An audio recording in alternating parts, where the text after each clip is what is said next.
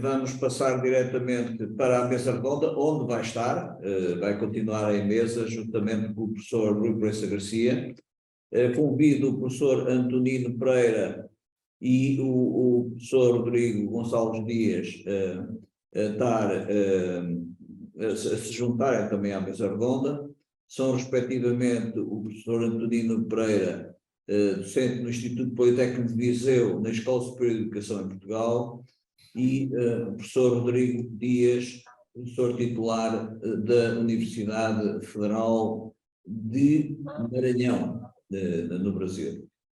Eu permitia-me, antes disso, de ter aqui a minha imagem unicamente, porque, tal como fiz anteriormente, vou expor aquilo que o professor Rui Proença Garcia estabeleceu como o coluna dorsal desta mesa redonda. Esta mesa redonda, tal como todas as mesas redondas que vai haver nos 4 blocos, permitirão que sejam aportados para a discussão na mesa redonda entre os 4 intervenientes alguns dos aspectos que as 2 preleções anteriores expuseram, mas adiciona um tema importante que é, digamos, o título de caixa desta mesa redonda, que são os desafios atuais, a genética no desporto. Eu passaria a ler breves palavras que o professor Rui Proença Garcia estabeleceu nesta sinopse. A tecnologia invadiu o nosso cotidiano, aportando a inúmeras dimensões da vida humana, desde logo à sua própria concepção. Entre outras áreas, a engenharia genética, no limiar do aperfeiçoamento do ser humano, a robótica, a cibernética, a biomedicina, já intervêm na questão humana, sendo possível pensar-se que em breve exista uma fusão entre o humano e a máquina. O desporto naturalmente não ficou imune a esta aproximação do ser humano à tecnologia, sendo legítimo pensar-se que a performance possa ser melhorada através destes meios. Em alguns meios já se ouve falar, pode ser ainda uma mera especulação, em doping genético, em autênticos ciborgues, em corpo à la carte, onde a intervenção não se limita aos seus aspectos morfológicos, mas também funcionais. Em conformidade, é imperioso refletir, desde já, nos problemas de natureza ética que este avanço tecnológico coloca ao desporto e que réplicas deveremos contrapor aos desafios colocados pelos avanços da engenharia genética. Para isso, é fundamental mapear as inovações tecnológicas, suas repercussões no ser humano em geral e no desportista em particular, e analisá-las à luz da ética desportiva, mormente subordinado ao princípio da justiça desportiva. Eu passo então a palavra ao professor Rui Proença Garcia, que vai atuar em paralelo como moderador desta mesa redonda. Ficarão expostos os 4 intervenientes. Desejo uma intervenção viva e interventiva, não demasiado diretiva, de cada um fala de cada vez, podem falar todos ao mesmo tempo, que seja uma conversa viva e uma mesa redonda que nos aporte algum valor. Esta mesa redonda tem uma duração de 1h30 e terminará exatamente no final desse tempo. Obrigado. Muito obrigado, Sr. Presidente. Também obrigado aos colegas Antonino e Rodrigo, que se juntam assim aos palestrantes da primeira parte da sessão, o professor Rafael e eu próprio. Obviamente que eu, como moderador, vou apenas moderar, vou ser, digamos, um mestre de cerimónias e vou dar a primazia aos novos colegas que agora entraram, bem como ao professor Rafael. O doutor Mário Almeida, ao ler a sinopse, de alguma forma, expôs o meu pensamento sobre este problema. Ainda bem que temos nesta mesa pessoas com formações e visões diferenciadas. Eu tive a honra de participar na tese de doutorado do professor Rafael, aqui no Porto não, quando eu estou no Porto, lá no Porto, em que ele abordou fundamentalmente a estética. E há pouco ele também tentou fugir também um pouco para a estética, dizendo que estética e ética, não digo eu, que, não sendo a mesma coisa que não são, articulam-se.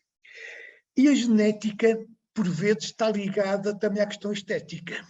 Não tanto no desporto de alto rendimento, mas em algumas formas, onde também o desporto tem o seu lugar. O professor Rodrigo Dias é especialista exatamente no campo da genética, exatamente no campo da biologia, pelo que, e além de ser formado também em educação física, pelo que nos dá uma perspectiva, digamos, biológica do que é isto de genética no desporto. E o professor Antonino, se me permitem, um grande amigo que nós temos, é talvez em Portugal a pessoa no ensino superior que mais se preocupa em ensinar ética aos seus estudantes. Porque se nós pensarmos bem, eu conheço o Brasil mais ou menos bem, já aí fui mais de 40 vezes ao Brasil, tenho as malas quase prontas para voltar em final de novembro. Se pensarmos no Brasil e em Portugal, não conheço, Angola, conheço a realidade de Angola, que já dei aulas em Angola, nós vemos que a reflexão ética na formação de educação física não é assim tão vasta como isso. Embora digam que existe, embora ontem ouvimos alguém do IPDJ a dizer que os cursos de formação têm de ter uma componente ética, e não duvido que queiram que tenha, provavelmente o professor Antonino é aqui em Portugal a pessoa, o professor, que mais se preocupa nesta discussão na sala de aula. Pelo que, na perspectiva mais de uma filosofia, pelo que temos aqui uma visão da genética a partir da biologia e uma visão da ética a partir da filosofia. O professor Rafael tem uma visão, digamos, a partir da estética, que também é importante que seja abordada. E como eu disse ontem, através do WhatsApp aos colegas, eu vou dar agora a palavra para que em 5 minutos o professor Rodrigo e depois o professor Antonino exponham basicamente as suas ideias, e depois também vou dar a palavra ao professor Rafael, que já teve tempo de antena como eu, para que a plateia, que estamos neste momento 100 e muitas pessoas, possam ver o que é que vamos aqui tratar. Professor Rodrigo Dias, então, muito prazer em conhecê-lo pessoalmente, embora à distância de um clique, não é assim muito longe, não é? Gostava que falasse da questão da genética do desporto na sua visão de biólogo, de homem da genética. A palavra é sua, 5 minutos.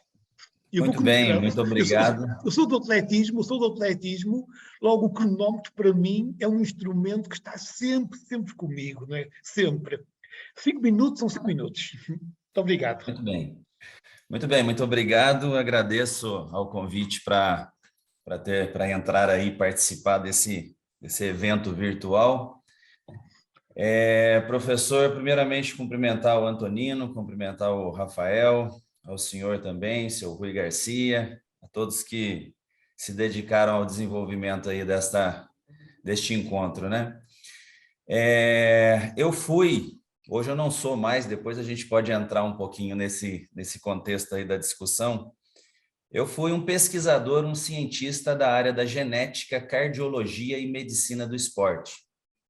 Com muito orgulho, sou formado em educação física, porém fiz todas as minhas pós-graduações nessa área um pouquinho mesclada aí com a medicina, né? Eu tive uma oportunidade de fazer um doutorado na área de biologia molecular, genética, e depois eu fiz 3 pós-doutorados, o primeiro em genética e cardiologia, o segundo em genética e medicina do esporte, e o terceiro em genética em análise genômica de larga escala. Resumindo, eu sou um profissional de educação física que passou 18 anos da vida trancado num laboratório de pesquisa lendo código genético, né?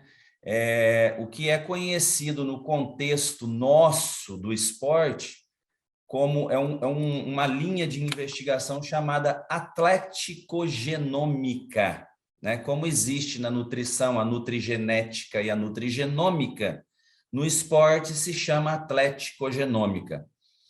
E desses 18 anos ininterruptos dedicados à ciência, ao desenvolvimento de pesquisa, desses 18, 15 anos foram dedicados à leitura de código genético. Então, eu trabalhei dentro de um contexto conhecido como rastreamento genético. O que significa isso? O ser humano, a nossa espécie, ela contém aproximadamente 29 mil genes, né? E cada existe um grupo de genes que trabalham para o bom funcionamento do sistema cardiovascular, um outro grupo de genes que trabalha para o bom funcionamento do respiratório, do músculo esquelético. E aí a gente, em laboratório, ficava o quê? Rastreando o genoma em busca de genes que modulam, né, a capacidade cardiorrespiratória, o fenótipo músculo-esquelético, e entendendo como que determinadas mutações, como que determinadas alterações no código genético desses genes que modulam fenótipos específicos poderiam serem os responsáveis por aquilo que a gente que é uma das coisas mais importantes no mundo do esporte, no mundo da educação física, que é chamado de variabilidade fenotípica.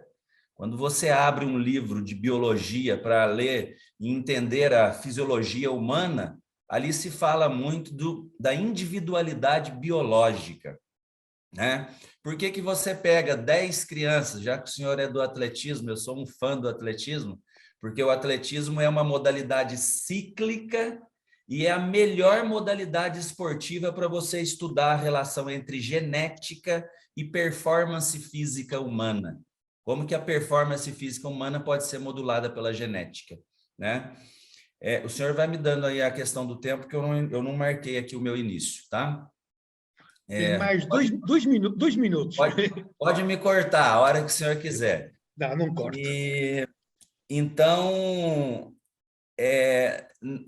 a variabilidade fenotípica, né? Por que quando você pega 10 crianças e você investe nessas 10 crianças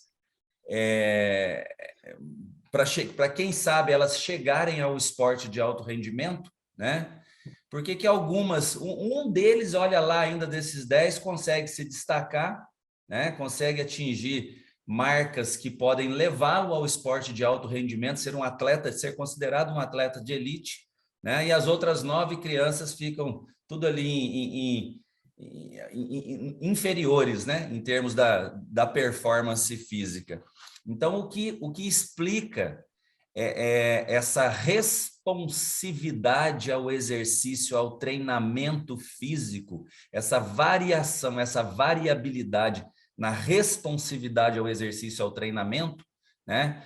Em partes é o código genético, é a bagagem que cada um de nós carregamos. Então, para eu finalizar minha fala, passei 15 anos lendo o genoma humano, tive a oportunidade de fazer 2 grandes descobertas inéditas. Uma delas rendeu para nós, né, da educação física, o maior prêmio da ciência brasileira, aquele prêmio Jovem Cientista. Em 2012, o prêmio Jovem Cientista teve como tema inovação tecnológica nos esportes, né? E eu tive a oportunidade de trazer para a nossa profissão o maior prêmio da ciência no Brasil. E conheço muito, né, sobre doping genético, que eu acho que o pessoal vai querer aí entrar no contexto dessa discussão. Doping genético é algo ilícito. Eu sou um pesquisador da área de genética que fez rastreamento genético. Em tese, eu seria a pessoa ideal para escolher os genes, né, para a gente criar DNAs sintéticos, introduzir, transfectar um atleta com esse DNA sintético para ele ter uma performance amplificada e burlar os testes antidoping da UADA, né? Finalizo a minha fala por aqui, vamos deixar para a discussão. Muito obrigado, professor Rodrigo. 15 anos a ler o código genético, eu estou há 30 anos a ler sobre ética. Não é através do código genético, é através de livros, não é? E alguns são muito, muito aborrecidos. Muito bem, colocou aqui questões interessantes. que depois irei fazer umas perguntas como moderador. Professor Tonino, é uma honra vê-lo aqui à minha frente, não é? Por isso, a palavra é sua. Como é que vê esta questão? Recentemente, o professor Tonino publicou um livro em que aborda exatamente esta nova possibilidade do doping através de meios, e do treino, através de meios, digamos, extremamente sofisticados. Professor Tonino, a palavra é sua. Muito boa tarde a todos. Antes de mais, gostaria de cumprimentar e elogiar o Panelton Clube de Lisboa pela organização deste evento, o Ethical Summit. Portanto, os meus parabéns à sua direção. Gostaria de cumprimentar também, de modo especial, o público aqui presente via online. Também gostaria de cumprimentar os meus colegas da mesa, o professor Rui Garcia, professor Rafael Mortazel e professor Rodrigo Dias. Muito obrigado, é um gosto, é um prazer poder estar a compartilhar convosco esta temática.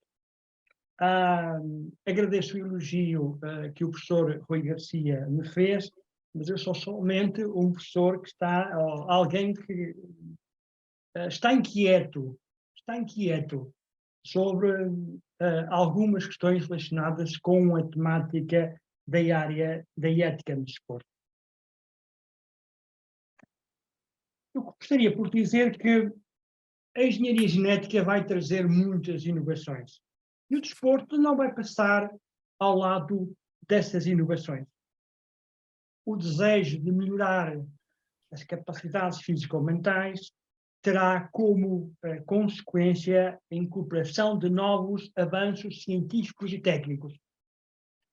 O desporto atualmente é altamente competitivo e muitos atletas não hesitarão em utilizar ou procurar vantagens competitivas. Nós poderemos encontrar, e o colega Rodrigo vai falar isto de certeza de uma forma mais aprofundada, diversos métodos de uso da engenharia genética no desporto, os quais podem ser agrupados em 4 categorias. Primeira, criação de drogas geneticamente mais eficientes. Segunda, modificação de células não hereditárias. Terceira, modificação de células hereditárias. Quarta, translação genética. Poderá ser considerado uma nova forma de eugenismo. Ora, a Agência Mundial Antidopagem considera a engenharia genética talvez o seu maior desafio no futuro. Este é um tema muito controverso, porque a ideia no futuro de se virem a criar superatletas é muito perturbadora. A investigação acerca desta temática é ainda muito escassa, está numa fase inicial e as poucas discussões que existem estão colocadas em opostos. De qualquer forma, o que importa é questionar quais são os limites da engenharia genética. Assim, há que distinguir o que é que pode ser a terapia genética eticamente aceita e o aprimoramento génico. Estas novas tecnologias poderão ter várias implicações, impactos naquilo que são os valores humanos e desportivos, como, por exemplo, o jogo limpo, o espírito desportivo, a integridade genética do indivíduo, a discriminação genética, voltamos outra vez a falar na questão do eugenismo e até, de acordo com alguns autores, a dignidade do ser humano. Estas tecnologias poderão vir a mudar o desporto tal como o conhecemos hoje. Assim, por exemplo, serão criadas novas práticas desportivas? Serão criadas novas categorias para acomodar os atletas geneticamente modificados? Teremos que repensar o modo como se organizam as competições? Teremos que rever os critérios de acesso para os atletas? Portanto, estas tecnologias relacionadas com a engenharia genética vão nos colocar muitos desafios E há que colocar muitas questões, algumas delas muito nucleares, como, por exemplo, para que a utilização destas tecnologias? Por que a utilização da engenharia genética no desporto? Quais são os reais benefícios que a engenharia genética pode trazer para o indivíduo? Quais são os benefícios que a engenharia genética pode trazer para o indivíduo? É evidente que estes desafios também se colocam ao nível da discriminação, ao nível do desenvolvimento do indivíduo, uma vez, e a título de exemplo, que o desporto valoriza o esforço e o sacrifício. Poderão colocar desafios ao nível da autonomia, da responsabilidade e, assim, consequentemente, o desenvolvimento moral. Poderão até criar um fosso da desigualdade entre pessoas e entre povos. Concluindo, eu acho que a utilização da engenharia genética no desporto tem que nos levar a refletir, e há questões que nós não podemos perder de vista quando nós queremos falar no futuro da humanidade. Por exemplo, como é que nós queremos ser enquanto espécie humana no futuro? Como é que queremos que a humanidade seja? E no que diz respeito ao desporto, importa colocar também duas questões que são nucleares. Como é que queremos que seja o desporto no futuro? Segunda questão. Qual é o objetivo do desporto? Terceira questão. Como é que nós gostaríamos de atingir esses objetivos?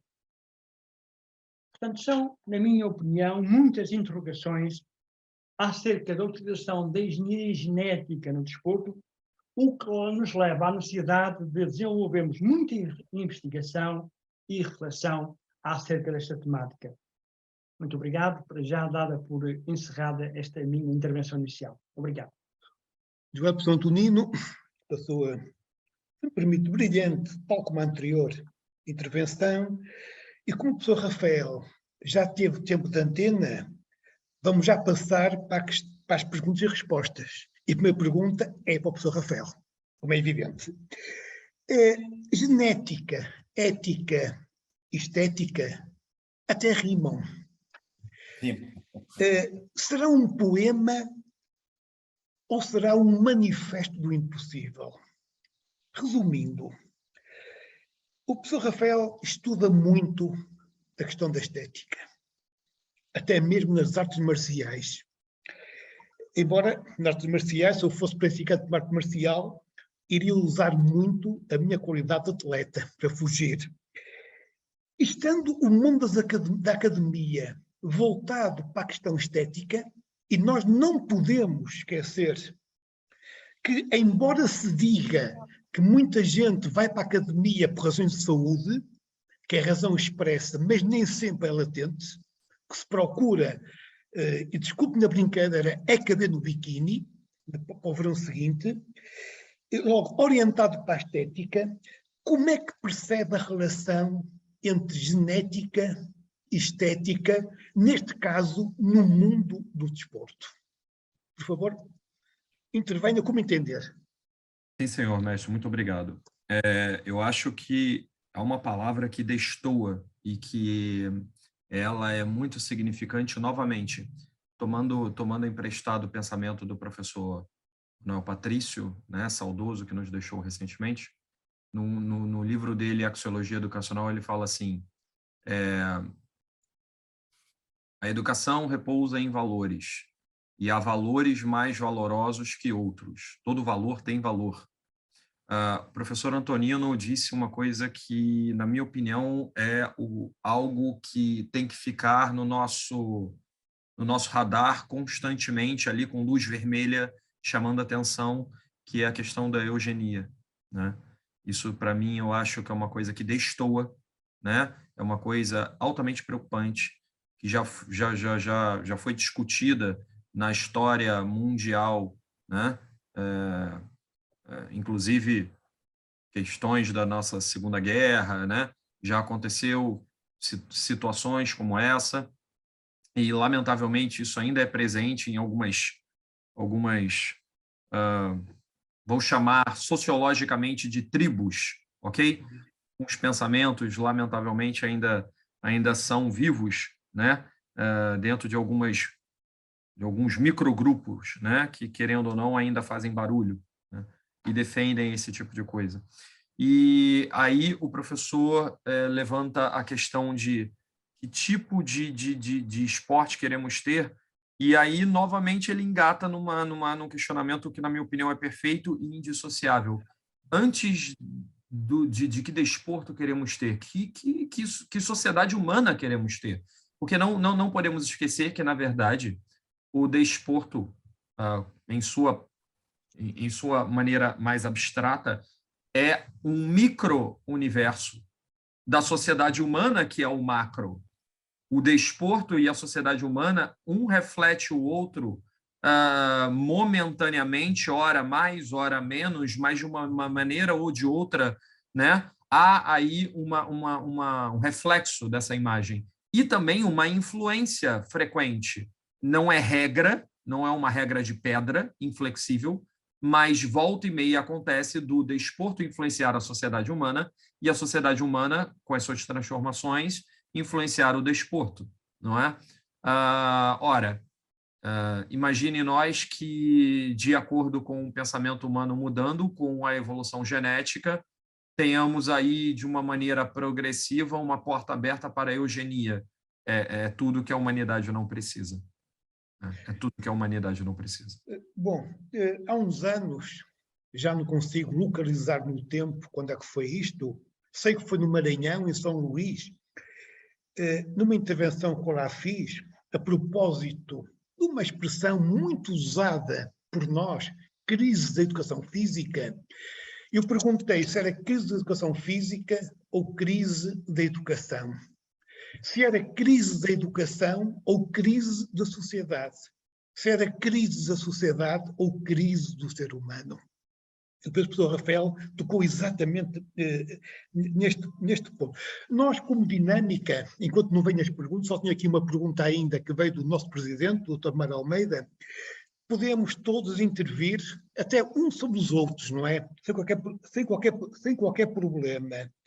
Eu gostava de ouvir falar sobre o seguinte: se a genética intervém em tantos campos da nossa vida, como foi dito na sinopse, até na concepção do ser humano, na sua concepção biológica, por que razão o desporto, e com vantagens interessantes, como aqui foi falado, embora no extremo de eugenia, aliás, eu costumo juntar a eugenia à eutanásia, o bom nascimento, a boa morte.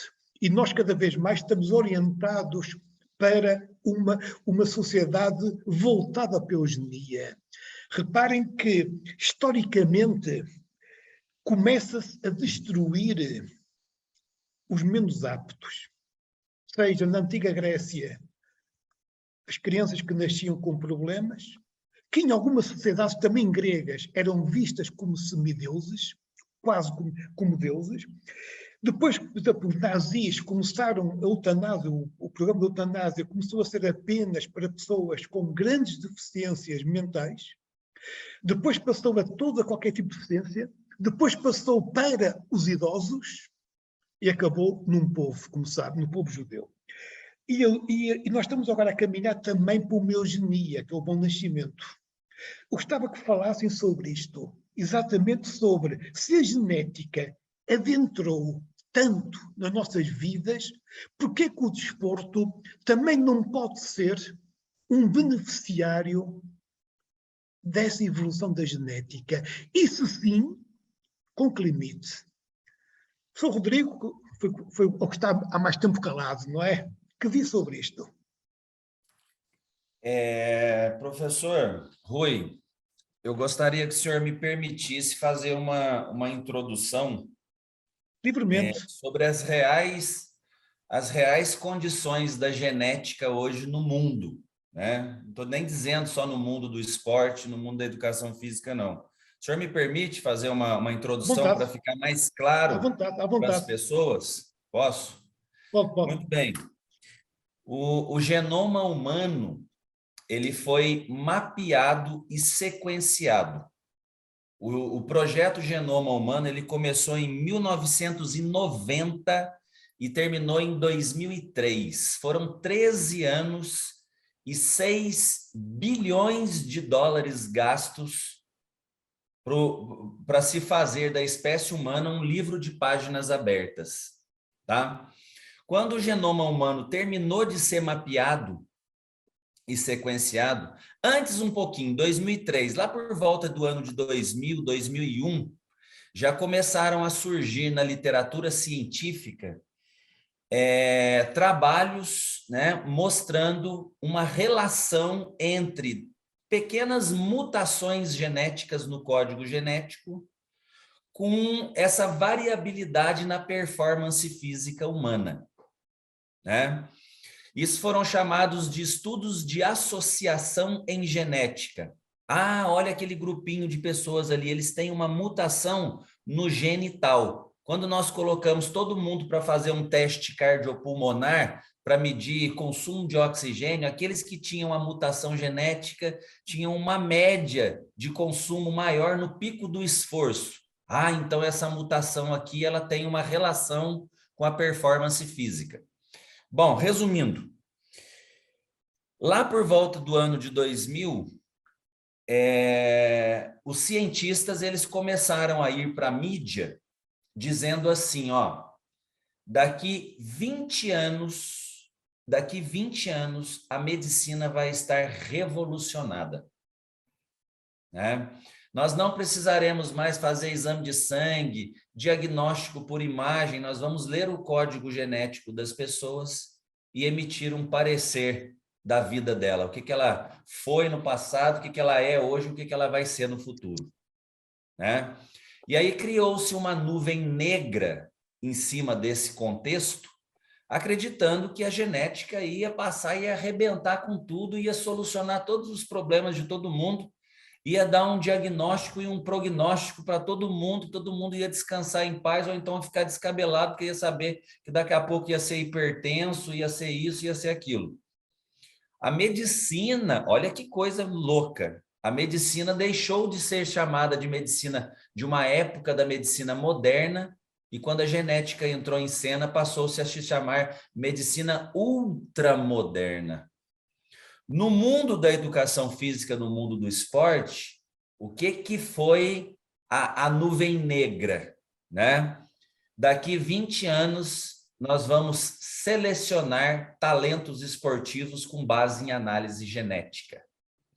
Joga fora o olheiro, joga fora os testes de campo para ver agilidade. A criança nasceu, às vezes você lê o código genético, nós vamos ter um mapa e já vamos dizer assim, esse menino vai ser bom para força, potência ou resistência física, né? Bom, isso lá por volta de 2000. Nós estamos em 2022. Os 20 anos se passaram, ok? E a gente não sabe nada. Não sabemos nem 5% do que seria necessário saber para aplicar a genética na medicina, na nutrição, na educação física, no esporte de alto rendimento. A gente não sabe nada, é quase que zero. O livro da espécie humana, né, a espécie humana se passou a ser um livro de páginas abertas. Qualquer um que entra na internet tem acesso aos 3,2 bilhões de sequências de letrinhas do DNA. Vocês podem ler o livro da espécie humana à vontade. Só que nós vamos ser analfabetos funcionais para o resto da vida. Certo? Por quê? Porque não é algo de fácil compreensão, né? Então, tudo isso aí que se fala, essa coisa de atletas transgênicos, né? Atletas geneticamente modificados, atletas com performance física aumentada, porque nós vamos injetar tal gene, nós vamos modificar tal coisa. 95% disso é balela. 95% disso como é que é mesmo? Sensacionalismo. 95% disso é o ser humano tentando suprir a necessidade do ego e da vaidade dele, querendo dizer que ele é bom, que o cientista descobriu isso, que o cientista descobriu aquilo. Eu falo tranquilamente, as duas descobertas inéditas no mundo que eu fiz quando eu era um cientista da área de genética, não serve para nada. Genética é uma ciência básica e vai ser uma ciência básica pelos próximos 1000 anos, porque nós, seres humanos, não temos condição de chegar a desvendar a complexidade do nosso organismo ao ponto de pegar essas informações e aplicar. Para mais um tempinho só mais um pouquinho. Doping genético. Vamos lá. Existe no campo da genômica. A genômica ela é algo que abraça todas as sub-áreas da genética. No campo da genômica existe uma sub-área chamada terapia gênica. O que é a terapia gênica? Imagina pessoas com distrofia muscular, tá? Com a perda progressiva da massa muscular ao longo da vida, até isso chegar, né, na musculatura respiratória e a pessoa falece. É uma doença genética. A genética já conhece alguma basezinha onde que estão as mutações genéticas que levam uma pessoa a nascer com essa doença genética, né? Mas também assim, são só indícios, né? Aí vamos lá. A terapia gênica está fazendo o quê? Estudando a possibilidade de se pegar. Sim, isso de uma forma bem simplificada, tá? Desenvolver um gene artificial, um gene sintético em laboratório, com o código de um gene que a gente já tem e que induz hipertrofia muscular. E aí faz o quê? Pega esse gene artificial, retira o material genético de um vírus, coloca esse gene artificial lá dentro, tá? Amplia a quantidade desse vírus em laboratório, em trilhões de partículas desse vírus, e transfecta o vírus em uma pessoa com distrofia muscular. E aí o vírus faz o quê? Vai lá dentro da célula e deixa o seu DNA lá. Só que o vírus não sabe que o DNA dele foi trocado, que tirou o DNA que causa a doença, o material genético que causa a doença, e foi colocado um material genético sintético, e ele entrega aquele material genético sintético lá dentro do corpo, das células do indivíduo que tem distrofia muscular, né? E aí aquele gene começa a se expressar, começa a induzir hipertrofia muscular naquela pessoa que está naturalmente com uma distrofia e perda progressiva de massa, né? E, em tese, retardaria a progressão da doença no indivíduo com distrofia muscular. Ó, essas pesquisas de terapia gênica não saíram até hoje da fase inicial da fase básica. Sabe por quê? Porque quando foram fazer a transfecção gênica em um grupo de pessoas com distrofia que estavam sendo estudadas, um indivíduo morreu. E descobriram que o vírus alterado introduziu o material genético no meio do DNA da pessoa, bagunçou tudo e a pessoa faleceu. Isso foi denominado pela ciência de mutagênese insercional. Aí o que acontece? Enquanto tem um grupo de cientistas investigando como utilizar dessas informações genéticas para uma questão terapêutica, para ajudar pessoas a terem uma melhor qualidade de vida. Tem um bando de louco falando assim, vamos pegar esse gene artificial e ao invés de introduzir numa pessoa com distrofia muscular, vamos introduzir esse gene artificial naquele atleta que já está no seu máximo grau de hipertrofia, para ver se a gente consegue burlar a Agência Mundial Antidoping, que tem os testes para quê? Para testosterona, mas não tem teste para gene sintético. Entendeu? Então, assim, é muito sensacionalismo, é muita garganta, né? É muita falação. Não que não exista, tá? Presta atenção.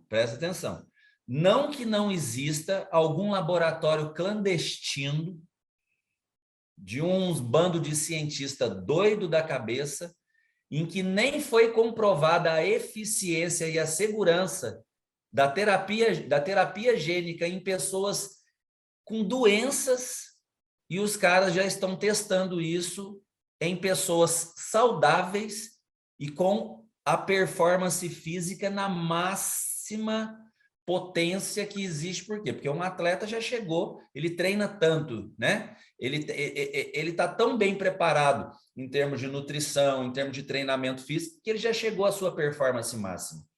Para ultrapassar aquele máximo da performance que se atingiu naturalmente e com estímulos ambientais, só droga, né?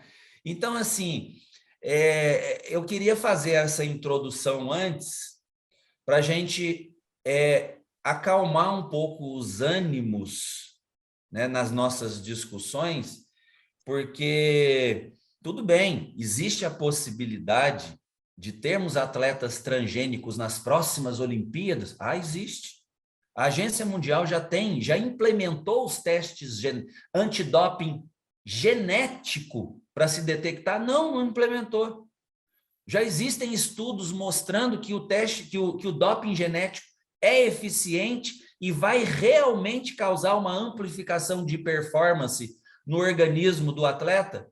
Não existem estudos e nem vão existir. Por quê? Porque nenhum comitê de ética vai permitir que você pegue um gene sintético e injete no corpo de atleta para testar se o cara vai melhorar ou não a performance dele, né? Rodrigo, então, peço desculpa. É isso. Peço desculpa, mas também fiquei com algumas dúvidas. O Dr. Mário Almeida enviou-me agora mesmo uma pequena notícia. A dopagem genética já está contemplada na lista de métodos proibidos ainda antes de ser colocada em prática. A doutora Teresa Rocha, também através do chat, coloca a pergunta do passaporte biológico. Sim.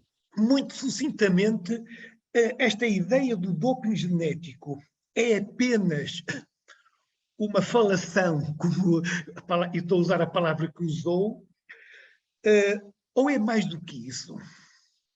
Não há nenhuma evidência que já existe alguma coisa, mesmo partindo de laboratórios, enfim, não controlados? Muito rapidamente para responder a isso. Isso é passaporte biológico. Tá. A Agência Mundial Antidoping já colocou na lista que o método de doping genético é proibido, porém não implementou em suas análises de dopagem nenhum método antidoping genético. Não está implementado. Bem. Perfeito? Esclarecido. O passaporte... Oi? A questão do passaporte. Sim, o passaporte genético, o que é? Quando você, por exemplo, o Armstrong, né, que foi muito citado pelo Rafael, o que o Armstrong fazia? Ele usava uma droga sintética, né, que ela existe nas prateleiras das farmácias para quem tem anemia, para quem tem disfunção renal e precisa da eritropoetina sintética. Né? Então, o que ele fazia? Ele comprava esse Eprex, que é o nome da droga, a eritropoetina sintética e injetava no corpo, Muito bem. né? E aí, o que acontece? Nós, seres humanos, nós temos uma concentração X de hormônios na corrente sanguínea, né? O atleta, quando ele faz o uso do hormônio sintético, essa concentração vai lá em cima. Ou seja, é possível você detectar o doping, né, convencional, usando uma droga de prateleira de farmácia, porque você analisa a quantidade do hormônio que tem na corrente sanguínea. Perfeito?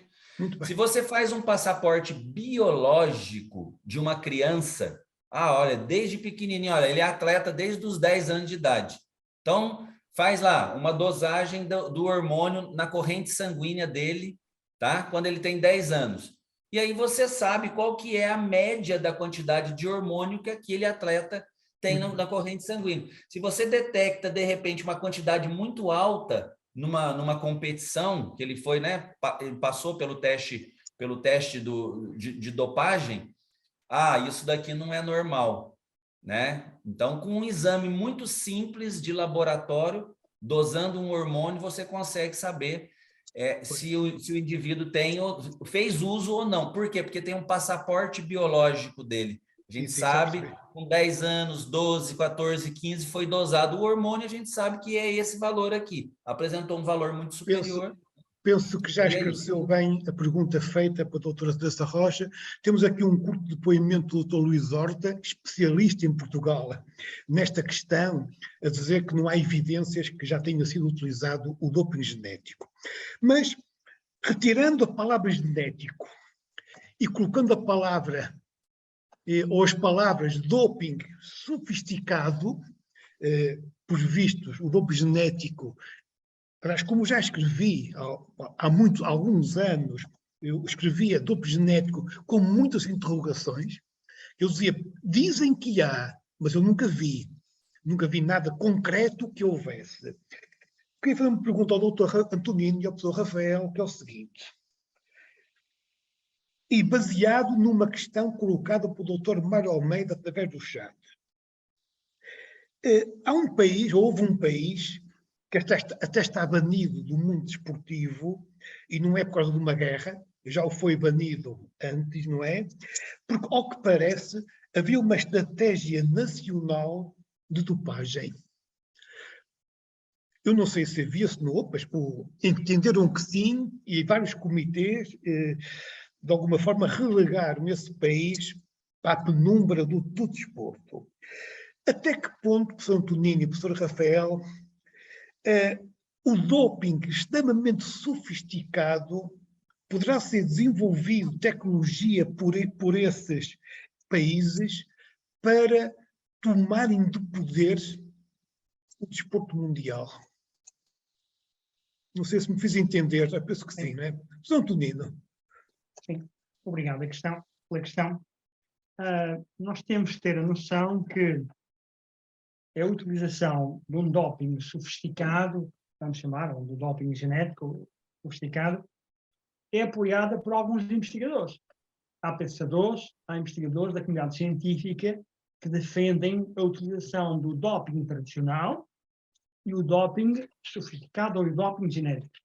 E são investigadores, vários, que têm muita literatura na área científica.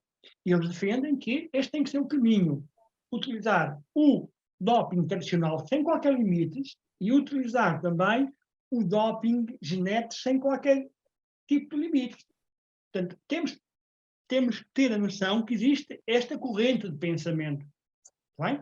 Existe uma corrente de pensamento que podemos apelidar dos bioconservadores, que dizem nem pensar, isto é um atentado à dignidade do ser humano, mas existe uma corrente de pensamento, que é os pós-humanistas, que dizem não pode haver limites da utilização, não pode haver restrições à utilização do doping normal ou do doping sofisticado ou genético. Nós temos que saber que existe esta corrente.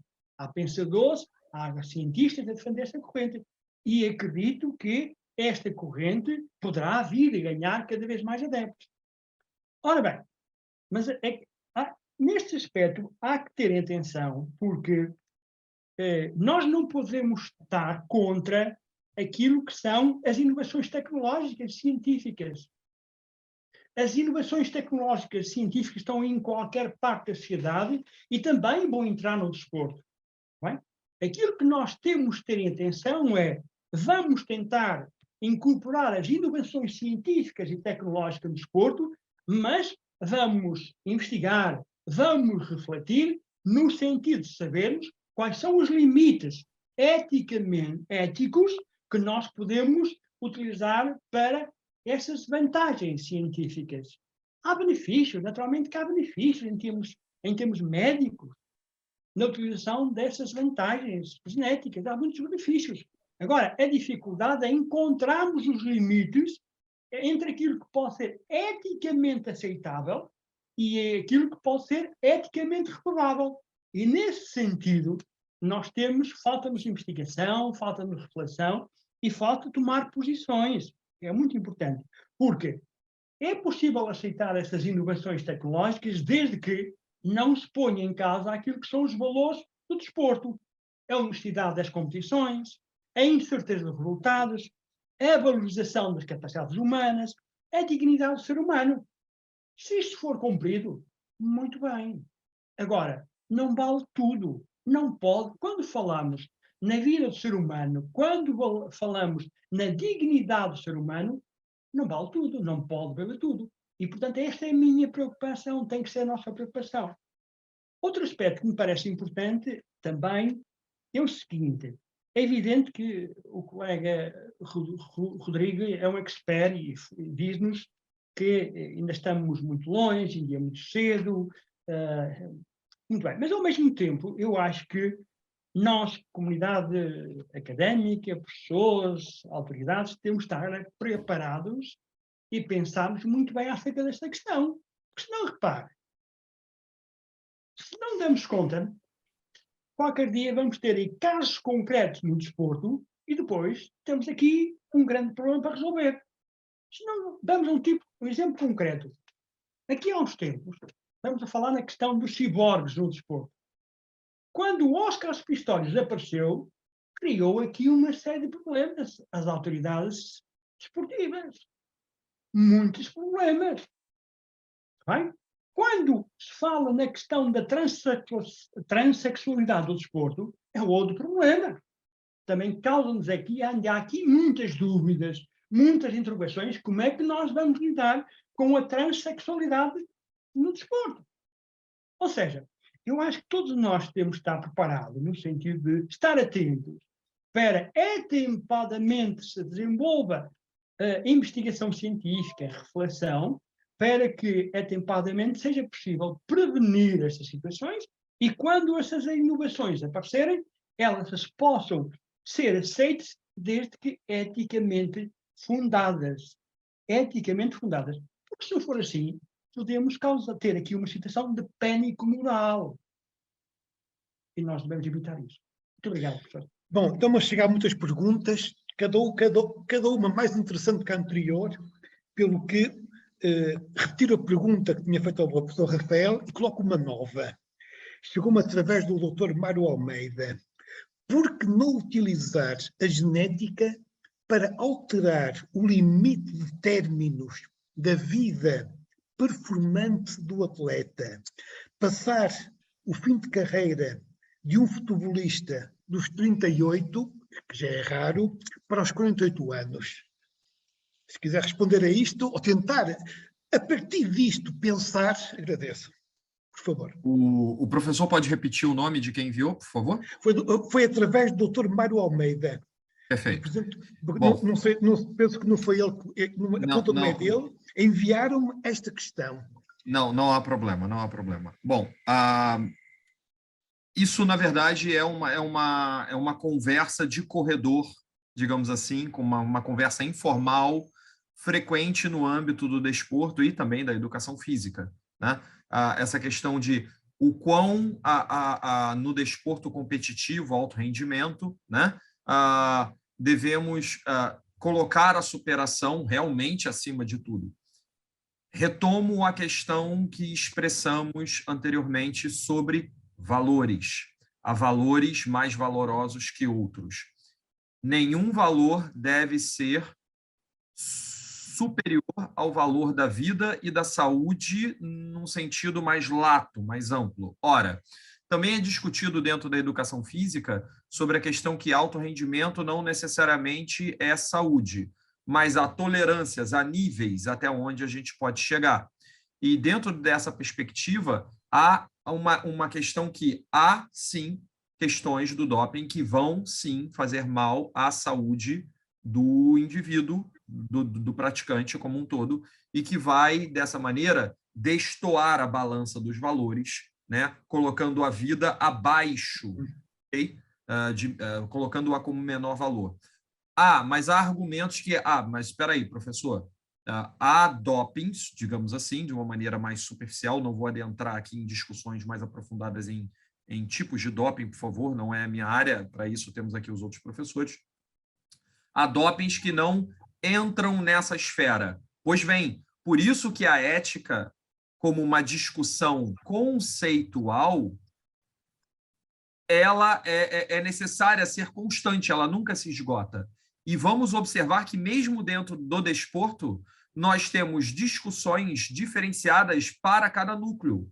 Convido os professores a refletir sobre isso. A professora Luísa, forte abraço, há quanto tempo? Até colocar aqui a discussão, por exemplo, no hipismo, né? E se isso vai aos cavalos e não ao atleta propriamente dito, né? Não ao ser humano, né?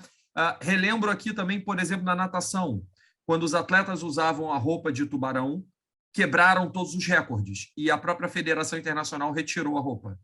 Enquanto, por exemplo, no ciclismo, eles continuam com aquela roupa que parece um traje espacial, super aerodinâmico, com bicicletas feitas de material hiper leve, né?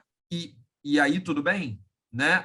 Então, há entendimentos distintos de cada, me perdoem a expressão, de cada tribo esportiva, não é? Mas até onde isso é considerado doping, até onde não é considerado? Ora, vejamos que o doping também não é só apenas genético, mas, entrando um pouco nessa discussão, a gente deve voltar também a um tópico teórico que falamos sobre até onde isso fere o agon, né? Até onde isso fere a harmonia e justiça para uma disputa igual para todos, não é? Então, essa discussão provavelmente ela vai ser incessante, e eu acho que para a saúde da sociedade humana ela precisa ser incessante, ela nunca vai se esgotar, ou pelo menos nunca deveria. Por exemplo, o professor Rodrigo fez algumas colocações que isso mostra como essa situação é maravilhosa. O professor Rodrigo falou dessa situação sobre a alteração genética sendo utilizada como um princípio de reabilitação, de promoção da saúde de pessoas com deficiência e tal. Nossa, que maravilhoso. Imediatamente eu pensei, ok, realmente vai haver a vaidade humana, né, que repousa no ego, que isso pode ser discutido não só em filosofia, não só em educação, isso pode ser discutido até mesmo em religiosidade, né? Por exemplo, na própria Bíblia diz que a vaidade vem antes do ser humano, que Lúcifer apresentou vaidade antes mesmo da existência do ser humano e por isso ele caiu. Olha só como é que a gente pode discutir isso em várias esferas, olha que maravilhoso. E aí, a primeira coisa que eu pensei, sim, a vaidade humana vai querer usar isso como uma estética cosmética, né? Ele citou isso maravilhosamente, e depois eu pensei, como profissional de educação física, opa, e no paradesporto? Porque são pessoas que têm deficiência e que muitos podem precisar desse tratamento, não por uma questão de competição, mas por uma questão de qualidade de vida. Seria doping? Nasce uma nova discussão, ok? Então, convido os senhores a continuar refletindo, porque acredito eu, na minha grande arrogância, de dizer assertivamente que nunca esgotaremos isso. Bom, felizmente estamos a receber muitos comentários, até agora todos positivos, que é bom, não é? Os negativos esperem que não enviem. E as perguntas cada vez são mais. Professor Rodrigo, comentou o Dr. Luís Horta, penso que conhece o nome Dr. Luís Horta, que desde 2005, creio que foi esta data que ele colocou, que a Agência Mundial de Dopagem, eu vou tentar ler em pormenor, não é?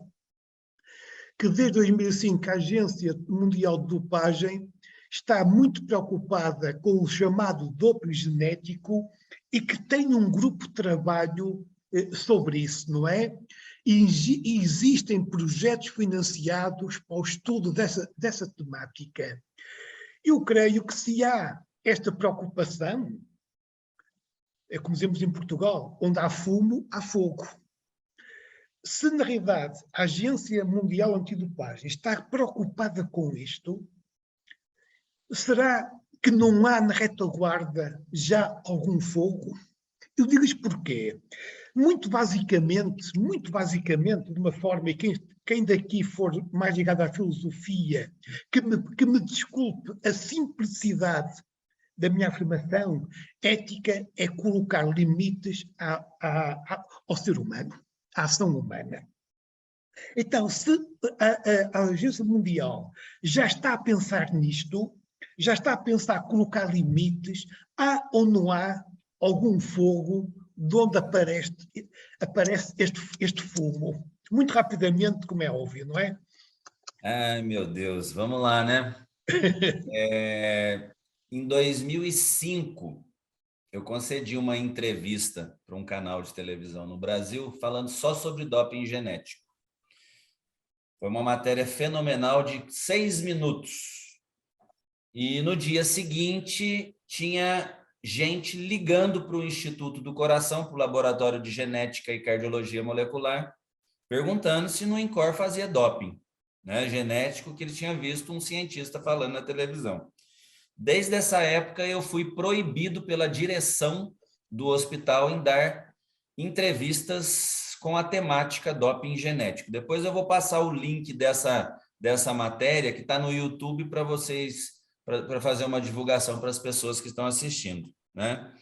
Eu vou usar a mesma expressão que o Rafael usou. Em 2005, a preocupação de Agência Mundial Antidoping, da AMA, era tudo a mesma coisa. E até hoje não deixou de ser uma conversa de corredor, como disse o Rafael. Não existe uma evidência comprovada, é tudo blá, blá, blá, Muito tudo bem. conversinha daqui, conversa dali, não sei. Até hoje não existe uma evidência comprovada de uso de doping genético por um atleta de elite ou semi-elite, seja lá do que for. Eu tenho essa mesma ideia já há muitos anos, mas é curioso, fazendo minhas as palavras do Dr. Luís Horta, que já há quase 20 anos a Agência Mundial Antidopagem está preocupada com isso. Sim. Que é bom que se antecipe os problemas, não é? Que é ótimo. Professor Antonino, Só que, desculpa, faça o favor. Eu vou reforçar, tá bom? A terapia gênica, para se ter um doping genético eficiente, vamos dizer assim, com uma possibilidade dele ser eficiente, teria que a terapia gênica mostrar que é eficiente primeiro, no contexto de curar, de salvar pessoas. Nem aqui, nem na base está comprovado ainda. Não existe nenhum método de terapia gênica já aplicado na prática clínica para salvar vidas. Como é que você quer dizer que uma tecnologia que nem saiu do papel ainda, sabe, já pode ser utilizada num outro campo para burlar, né, o rendimento no esporte? Bom, é muito blá, blá, blá. Eu vou sair desta palestra muito mais aliviado, não é? Felizmente, mais aliviado. Professor Antonino, também uma questão que foi colocada no chat por Dr. José Lima, que penso que conhece bem o Dr. José Lima. Não vou usar exatamente as palavras que ele usou, mas o mesmo sentido. O desporto de alto rendimento é, sem dúvida, a busca a busca do limite do ser humano. O recorde é exatamente a expressão no desporto do grande, digamos, mito da modernidade, que o homem não tem limites.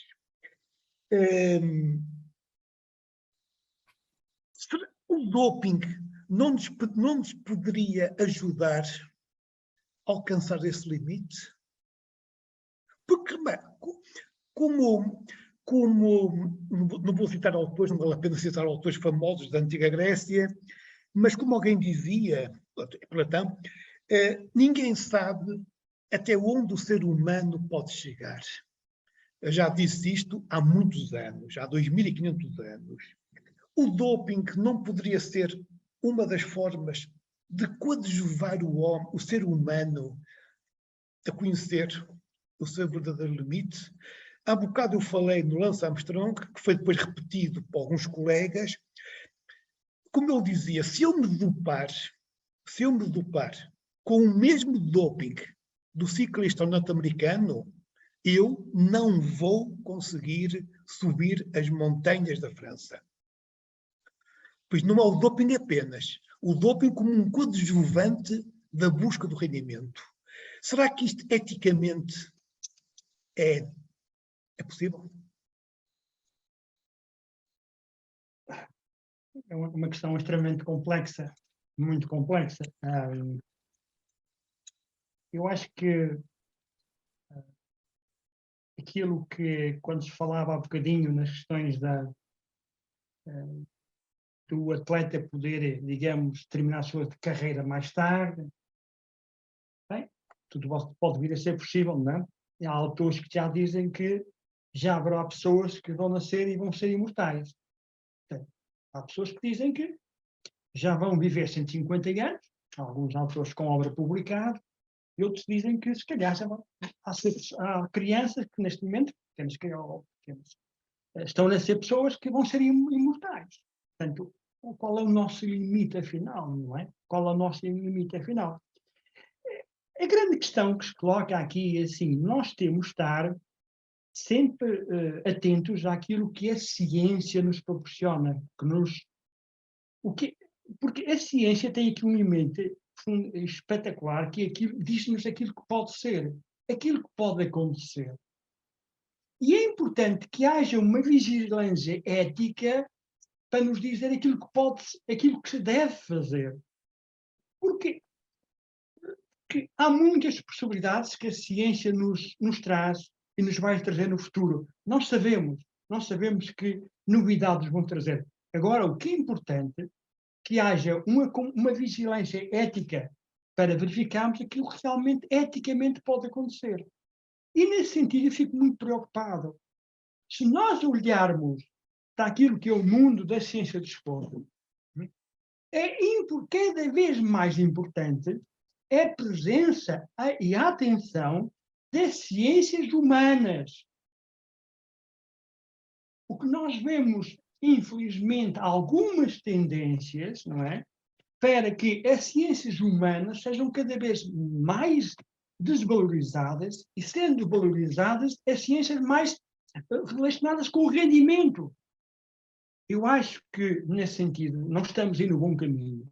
Eu acho que, aliás, vê-se até, inclusive, em algumas licenciaturas, não temos disciplinas que falam sobre esta matéria, infelizmente. Em alguns cursos de formação de treinadores, o tempo que é dedicado, o espaço que é dedicado a estas questões, é extremamente muito curto.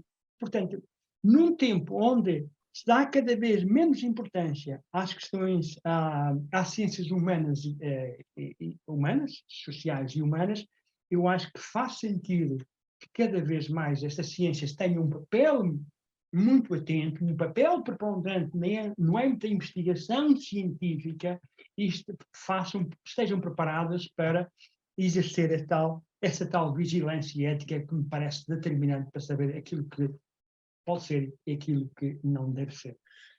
Então, segundo percebi, defende claramente que o uso do doping para atingir o limite do ser humano deve ser proibido. Sim. neste município. Doutor Rafael, vamos agora à educação física, à escola.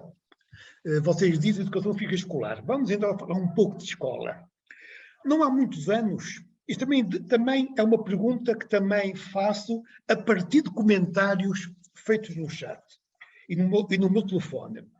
Não há muitos anos, orientei uma tese de mestrado de um estudante aqui de Portugal, mais propriamente da Ilha da Madeira, sobre desporto escolar. Para quem não está bem por dentro, o desporto escolar é possibilitar aos jovens escolares competições entre eles a nível da escola. Não é alto rendimento, não é desporto federado, não tem que ser federado, é desporto, são equipas das escolas, competem entre si, turma com turma, e de vez em quando escola contra escola, ou com escola. E dizia um jovem de 15 anos, professor, se eu soubesse que valia a pena, eu dopava-me.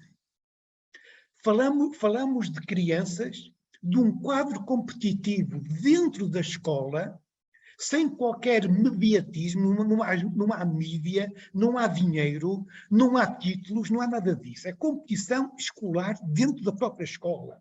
E dizia à criança que se soubesse que dava resultado, que admitia dopar-se.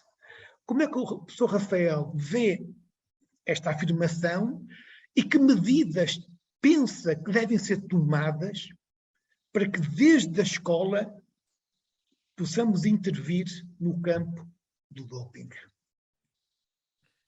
Tomo emprestadas as palavras de um professor que disse que o problema não é o desporto e progressivamente ele foi andando até que chegou a dizer que o problema era a própria humanidade. O professor Rui Garcia falou isso agora há pouco, né? Então, de fato, novamente, recaímos sobre o prisma do ego, da vaidade.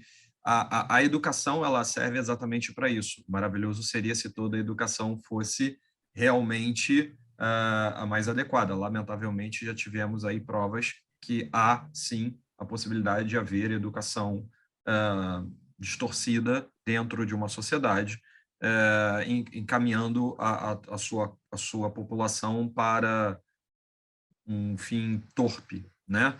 A educação faz, se necessária, isso a gente vê, inclusive, na sociologia, com o nobre professor Norbert Elias, falando exatamente do processo civilizador, utilizando o desporto como uma ferramenta de frear as manifestações de violência, educando a criança, entendendo que existe ali infração, punição, expulsão, e isso vai acontecer também na vida dessa criança a partir do momento que ela cresça na sociedade. Eu não posso assaltar, eu não posso brigar, eu não posso atropelar alguém, eu não posso matar alguém, eu vou ser punido. Como eu puno um indivíduo? Eu retiro ele da sociedade, cárcere. Quero punir mais ainda, né? Se eu vou punir mais ainda, o que eu faço? Eu coloco na solitária. Eu o privo do convívio social, e muitos, inclusive, enlouquecem por isso. Então, faz-se necessário uma educação voltada novamente, uma ética coletiva, entendendo que precisamos viver em comunidade. É claro, existe também a vaidade, principalmente da juventude, que isso ainda é mais aflorada, explícita, aliás, né?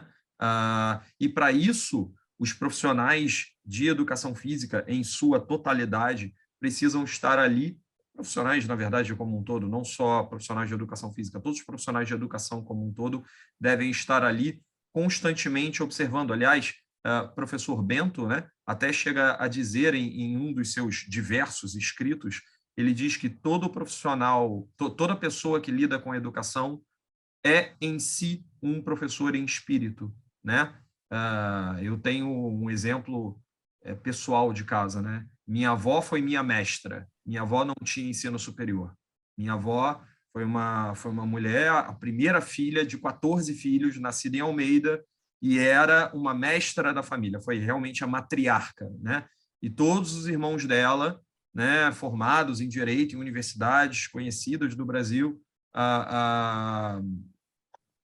recebiam conselhos dela, buscavam conselhos dela, porque viam ali sua sabedoria. Na arte marcial, muita gente pensa que mestre é um reconhecimento de titulação, né, alcançado, né, por muitos exames de graduação. Não, não, não, não, não, não. Mestre é um reconhecimento popular, né? Então, essas pessoas intervêm de uma maneira positiva na educação da sociedade como um todo. E, óbvio, das crianças, dos miúdos, dos adolescentes e por assim vai. Maravilhoso seria se nós conseguíssemos ter isso em todas as esferas, não só na educação infantil, e que isso se mantivesse de uma maneira sólida, imutável, imbatível, até mesmo no desporto competitivo. Temos aqui, inclusive, participando do nosso chat, por exemplo, o professor Tiago Lourenço, fisiologista da Confederação Brasileira, do Comitê Olímpico Brasileiro, né? Muito me honra a presença do professor, muito obrigado. Então, temos que manter isso na excelência, né? Desde a prática da base até esse cume.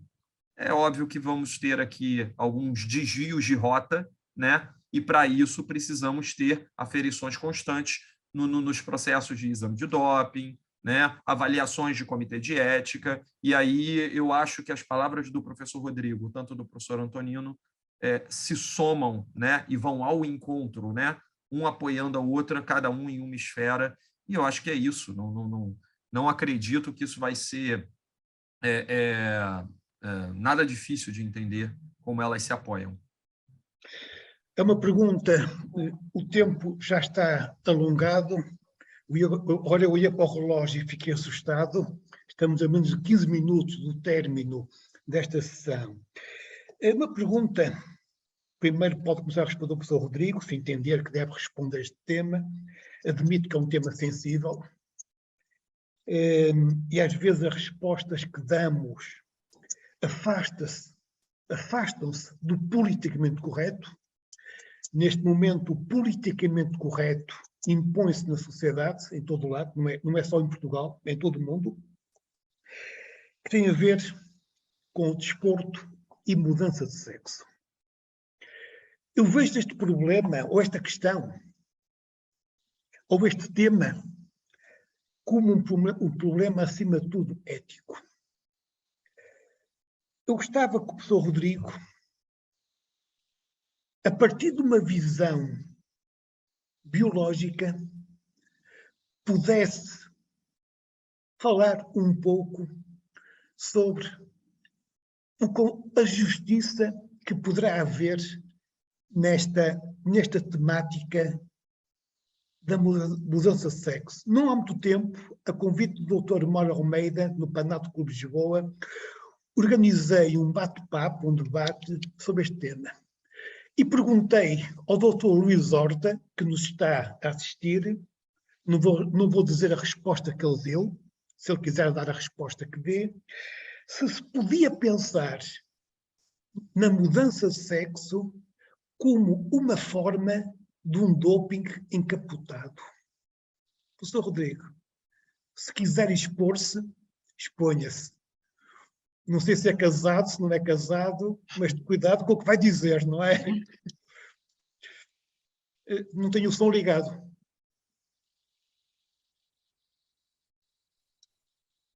Professor Rui, o senhor me coloca numa sala e fecha a porta, deixa eu encurralado, né? Olha, eu sinceramente, o meu olhar, ele é muito, quase que 100% biológico, né? A minha vida inteira foi dedicada a investigar aí essa questão de DNA.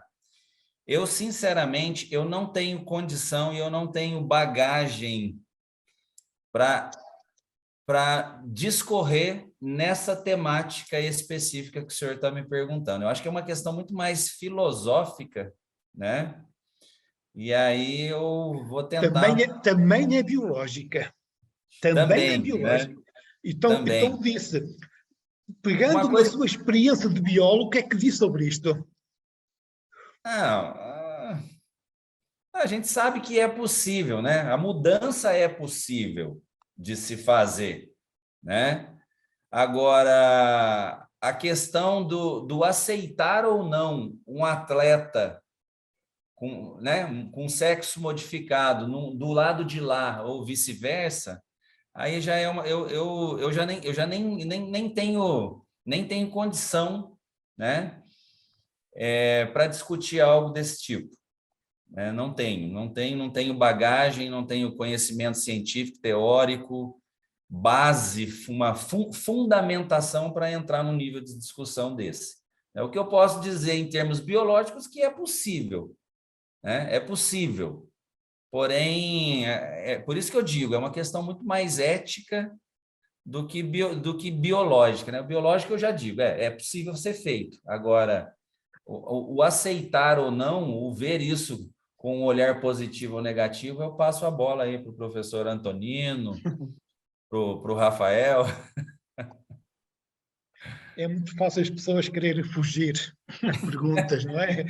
Para não se exporem. Eu exponho perfeitamente sobre isso. Aliás, porque é que isto também é um problema biológico? Não há muito tempo, algumas semanas, uma federação mundial considerou que no desporto é binário.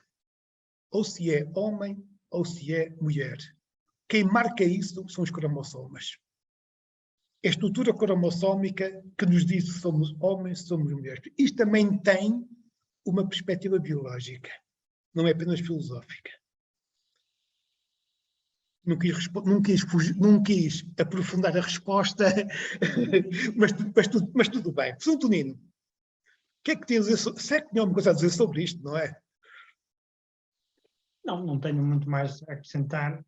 Eu tenho a noção que, de facto, isto é um tema fraturante ainda, um tema que levanta muitas questões, muitas dúvidas, muitas interrogações.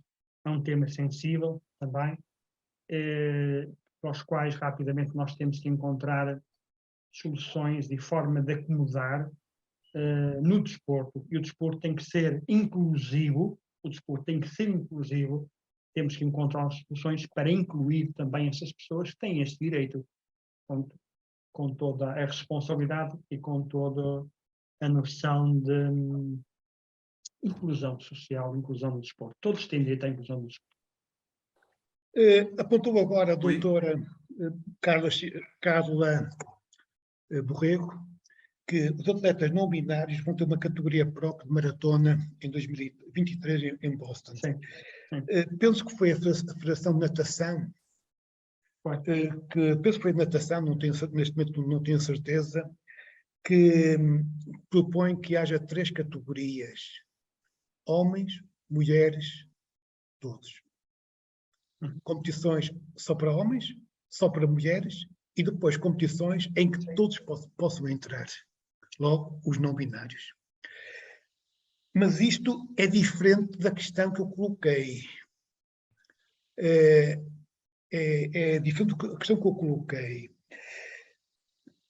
Porque a questão não é uma pessoa transexual, e o diferencio transexual, transgênero, que são coisas diferentes.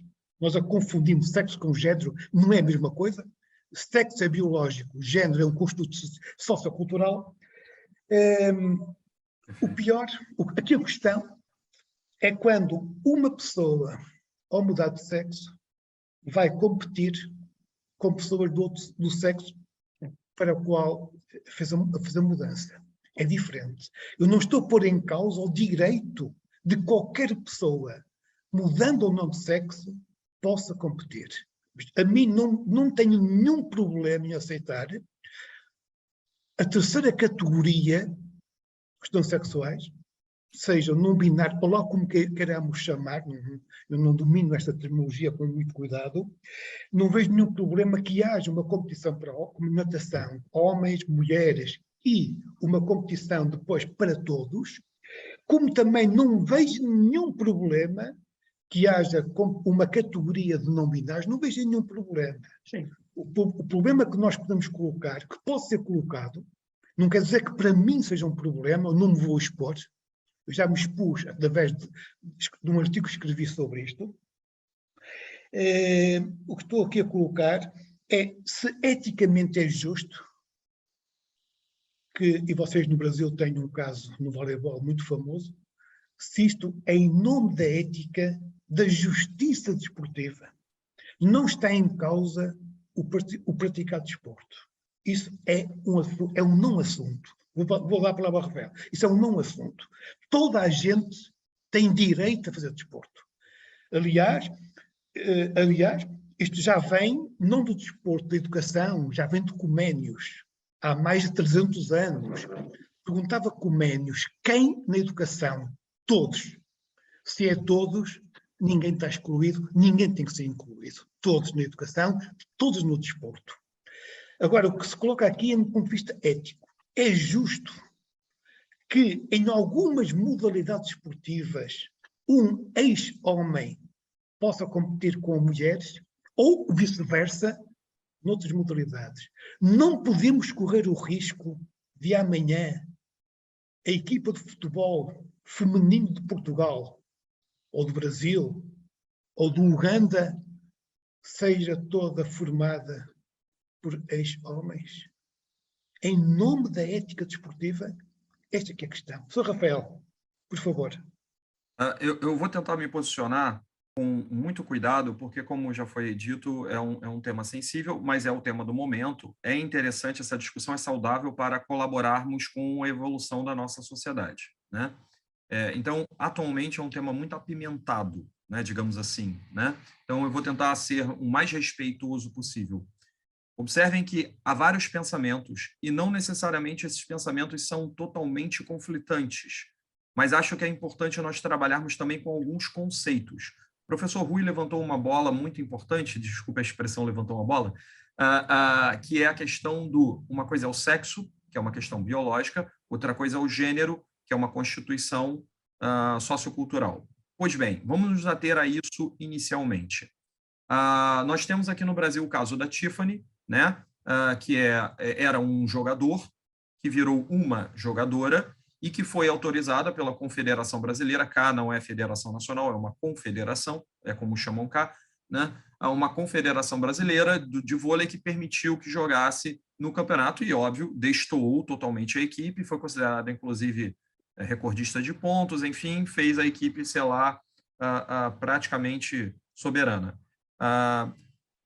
Aqui no Brasil também temos um homem que virou mulher, digamos assim, e era atleta de MMA e se recusou a lutar, tá, na categoria feminina.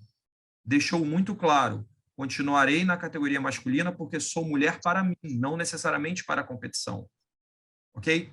Então, são casos bem distintos que não vou pôr em causa a questão de a pessoa ter mudado de sexo só para competir melhor. Não vou fazer esse juízo de valor da pessoa.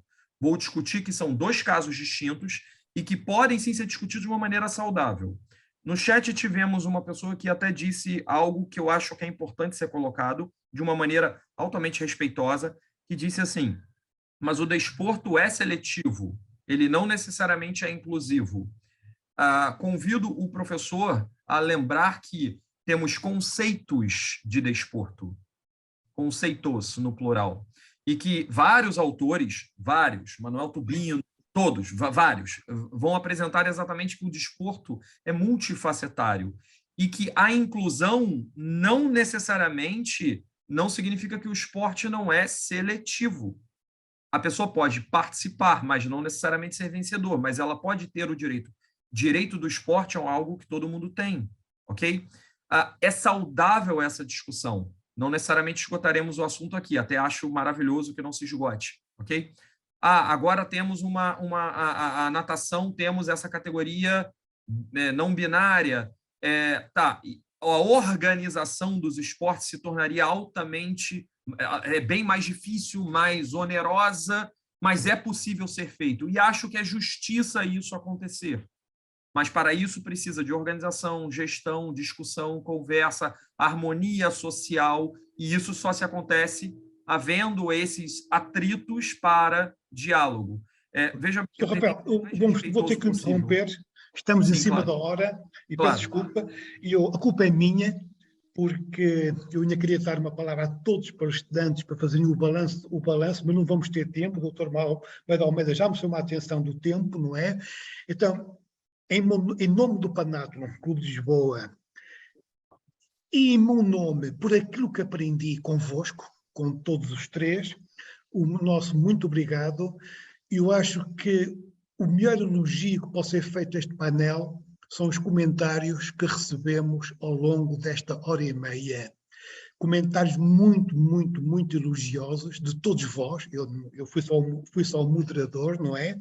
Pelo que creio que, Dr. Mário Almeida, creio que os três convidados para esta mesa que dignificaram o Panátulo ao elevarem tanto o nível das suas apresentações. A todos, nosso muito obrigado.